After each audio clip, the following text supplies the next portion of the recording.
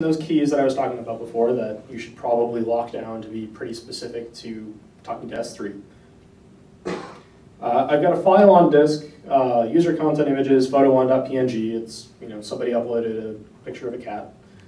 And I'm going to go and I'm going to get the bucket called my bucket. S3, you store everything in what's called buckets. So you can create these ahead of time. I think you're limited on the number that you can have, and they have to be unique, which is kind of a pain.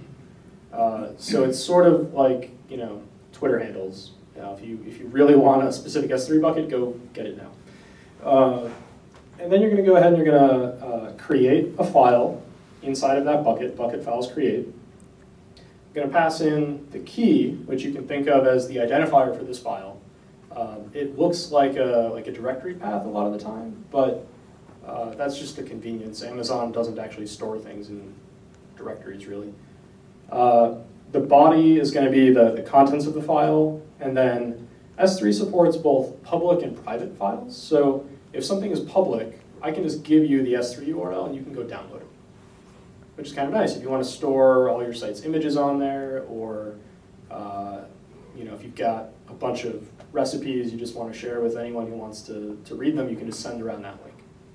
But for a lot of use cases, you're going to want to kind of lock it down. You may not want to let anyone pull down your user's profile pictures. Maybe those are not public content. So you can set it to be false for public. And then what you're going to need is a secure URL. And that's just the same URL that would be public, but with an extra param that's this big, long secret key thing. So then for getting that big, long private URL, I can call bucket.files.getHTTPS URL and pass in the file name and an expiration, which is really cool because these URLs can expire. So you can say, for the next 5 minutes, anyone that goes to this link can download my ebook. I'm having a sale. It's free. Go ahead. But in 5 minutes, the link will stop working. Kind of neat.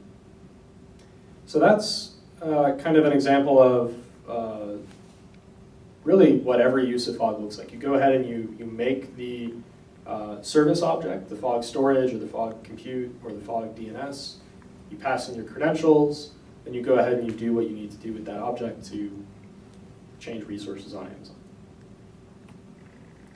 So like I said, Fog supports a lot of different providers, which is really great in theory. But if you just want to use Amazon or if you just want to use Rackspace, it can actually be a little tricky because the docs, the high-level docs, are kind of generic. They're trying not to be just like an AWS primer. So what I recommend doing is going into RDoc or going to GitHub and looking just at the AWS parts, if that's what you're using. If you're using some other cloud, go look at those other parts.